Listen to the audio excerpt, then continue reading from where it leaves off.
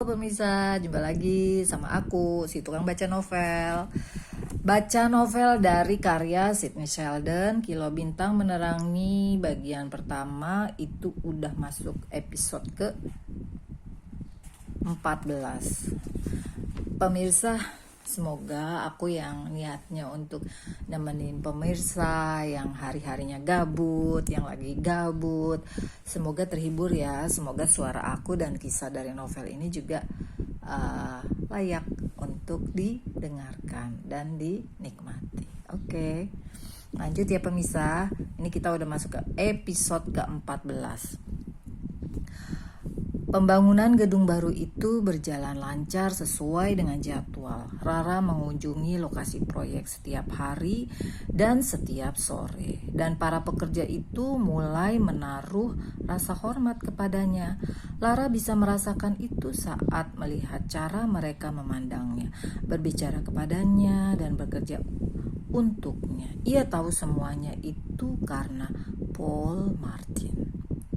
Dan lama-kelamaan ia merasa khawatir juga mendapati dirinya semakin memikirkan pria buruk rupa yang sangat memikir itu, yang suaranya berat dan aneh tapi berwibawa.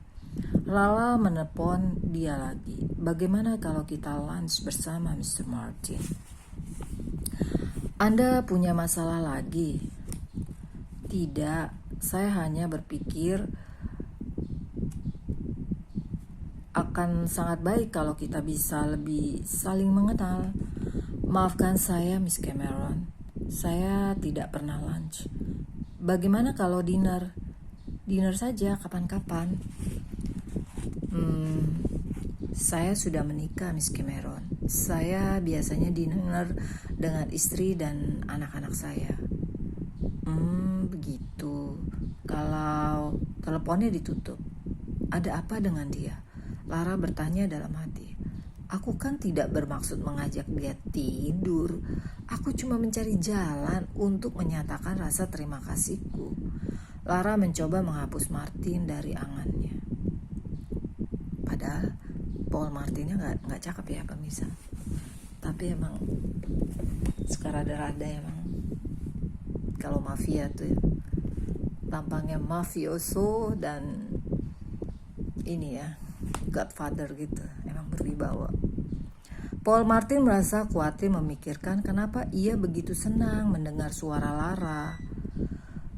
Ia mengatakan kepada sekretarisnya, kalau Miss Cameron menelpon lagi, katakan padanya aku tidak ada di tempat. Ia tidak ingin tergoda dan Lara Cameron adalah godaan.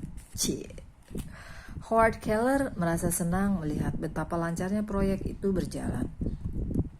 Harus kuakui waktu itu aku agak khawatir juga sebentar, katanya. Waktu itu seolah-olah kita sudah akan tamat. Kau membuat keajaiban. Keajaiban itu bukan dari aku, pikir Lara. Itu perbuatan Paul Martin. Barangkali Paul marah kepadanya karena ia belum membayar jasanya. Terlintas gagasan di benak Lara dikirimkan kepada Paul cek senilai $50.000. Keesokan harinya cek itu dikembalikan kepadanya tanpa pesan apa-apa. Lara menelpon Martin lagi. Sekretarisnya yang menjawab, maaf, Mr. Martin tidak ada di tempat.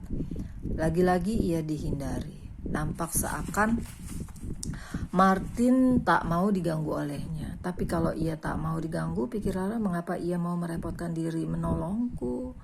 Lala bermimpi tentang Paul Martin malam itu. Mimpi apa nih? Howard Keller memasuki kantor Lara. Aku punya 2 tiket untuk pertunjukan musik Andrew Lloyd Webber, Song and Dance. Aku harus pergi ke Chicago. Kau mau memakainya? Tidak, aku tunggu. Lara terdiam sebentar. Ya, aku kira aku bisa memakainya. Terima kasih, Howard. Sore itu Lara memasukkan salah satu tiket itu ke dalam amplop dan mengirimkannya ke alamat Paul Martin di kantornya. Ketika Martin menerima tiket itu keesokan harinya, ia menatapnya dengan heran. Orang yang bagaimana yang akan mengirim satu tiket kepadanya untuk nonton pertunjukan di teater? Gadis Cameron itu.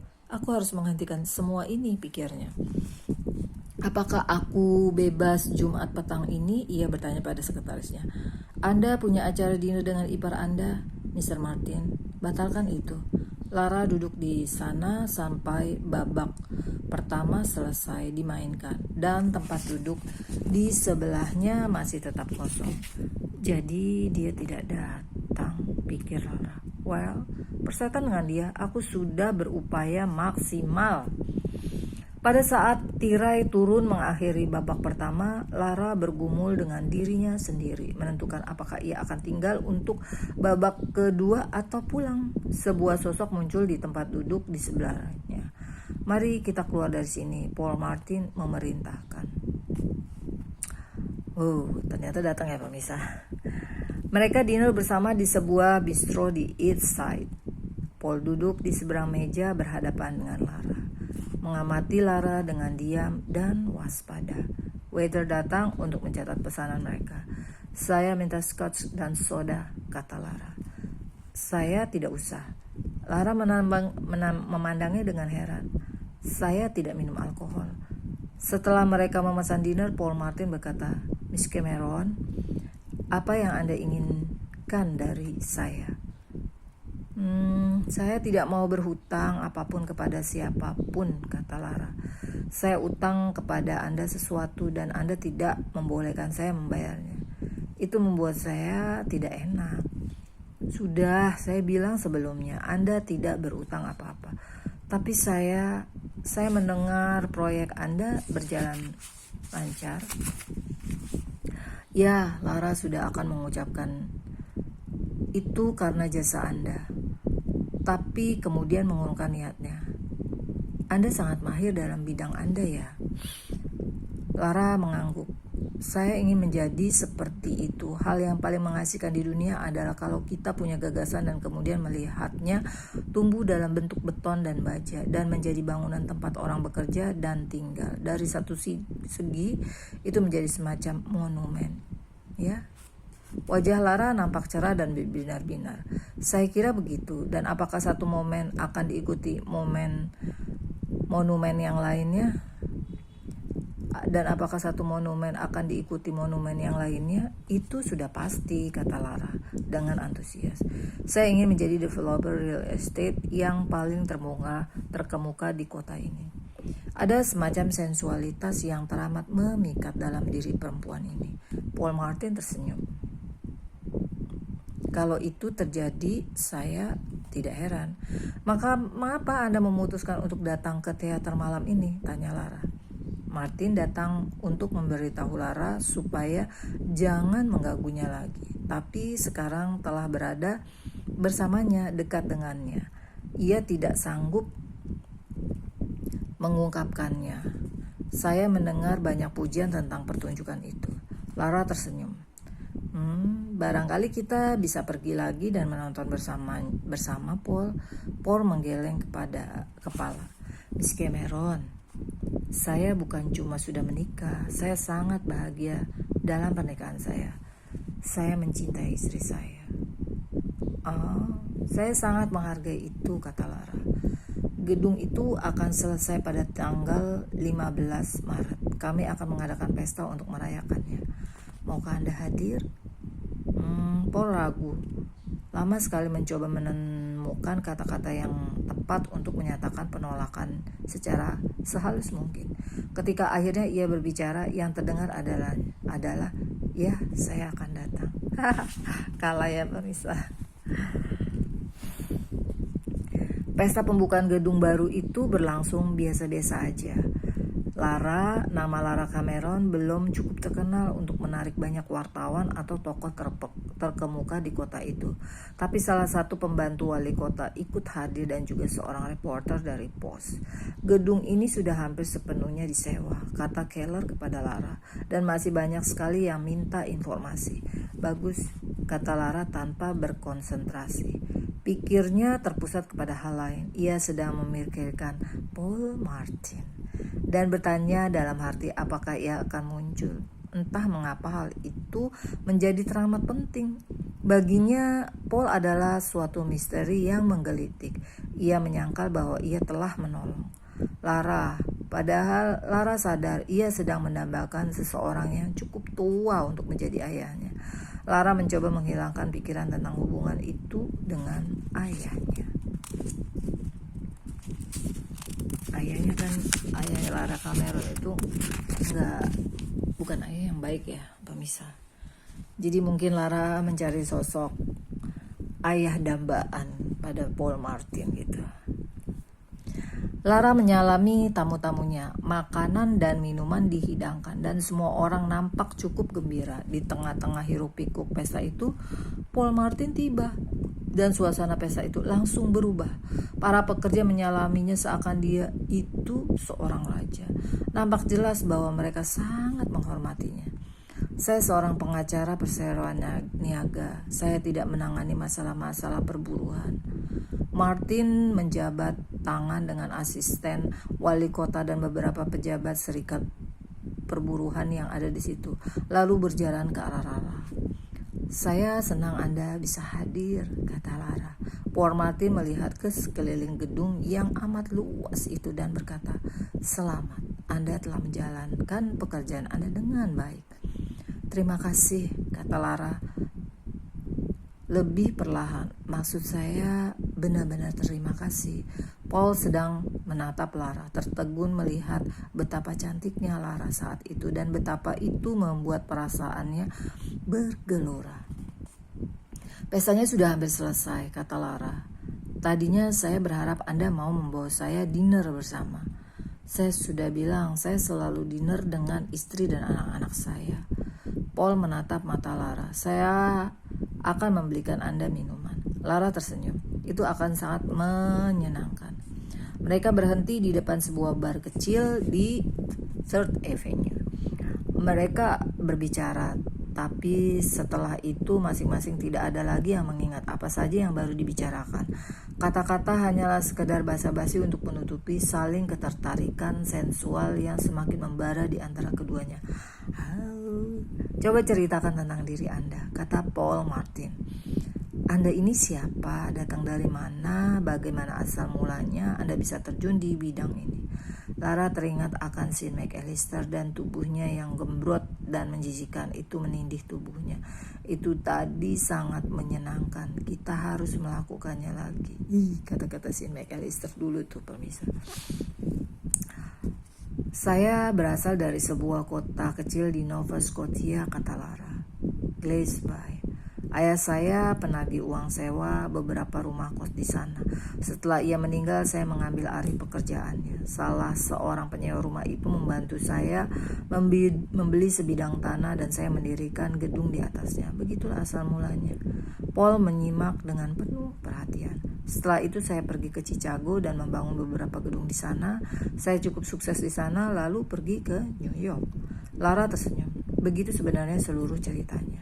Kecuali penderitaan yang dialaminya waktu hidup bersama ayahnya dan yang membencinya sakitnya menjadi orang miskin, menjadi orang yang tidak pernah punya apa-apa, keperawanan yang diserahkan kepada Sean McAllister.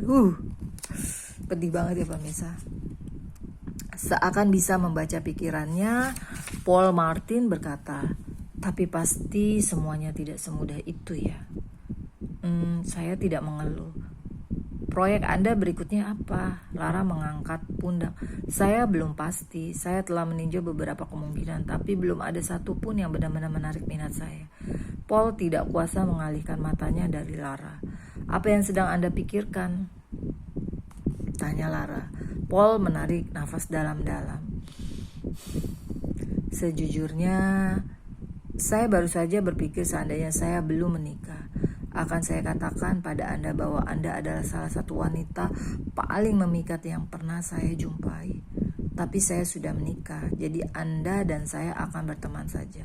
Apakah cukup jelas bicara saya? Sangat jelas. Paul melihat ke arlojinya, sudah waktunya pergi. Ia menoleh ke waiternya. Tolong bonnya. Ia bangkit berdiri. Bisakah kita lunch bersama minggu depan? Tanya Lara. Tidak, barangkali saya akan bertemu dengan Anda lagi kalau gedung Anda yang berikutnya selesai dibangun. Dan ia menghilang. Malam itu Lara bermimpi mereka berdua bercinta. Paul Martin berada di atas tubuhnya, membelai tubuhnya dan tangannya dan berbisik di telinganya. You can, I'm on hey and only ye could forgive me, my bonny darling, for I've never told you how make I love ye, love ye, love ye. Lalu tubuh Paul bersatu dengan tubuhnya dan ia merasa seluruh tubuhnya meleleh. Ia mengerang dan itu membuatnya terjaga. Ia duduk di ranjang dengan gemetar. 2 hari kemudian Paul Martin menelpon. Saya kira saya punya lokasi yang akan menarik minat Anda, katanya dengan singkat dan langsung. Letaknya di West Side, 69th Street. Properti itu belum dipasarkan. Pemiliknya klien saya dan ia bermaksud menjualnya. Lara dan Howard Keller menuju lokasi itu pagi-pagi itu. Memang benar itu sebuah properti kelas 1. Dari mana kau tahu itu? Tanya Keller. Paul Martin. Oh, gitu. Ada nada kurang senang dalam suaranya. Maksudmu apa? Lara, aku sudah menyelidiki Martin. Dia itu mafia, jauhi dia. Lara berkata dengan marah. Ia tidak mempunyai hubungan apa-apa dengan mafia. Ia teman yang baik. Apa kaitannya dengan lokasi ini? Kau tahu? Kau suka? Kukira ini properti hebat. Iyalah pemirsa, nggak mungkin lah kelas mafia Godfather gitu nunjukin yang nggak bagus mah, nggak mungkin ya pemirsa. Kalau begitu mari kita beli. 10 hari kemudian mereka menutup transaksinya. Lara mengirim sebuah karangan bunga yang besar kepada Paul Martin dengan sebuah pesan yang berbunyi, Paul, aku mohon jangan kirim ini kembali. Mereka sangat sensitif. Masa bunga yang mau dikirim kembali ya pemirsa? Oke pemirsa, sampai di sini dulu ya episode 14. Nanti kita sambung lagi ke episode 14B. Oke, semoga terhibur ya pemirsa. Ntar kita cari tahu lagi Lara sama si Paul Martin ini sampai mana kisahnya. Oke, semoga terhibur ya pemirsa. Jangan lupa subscribe ya pemirsa kalau boleh. Bye bye.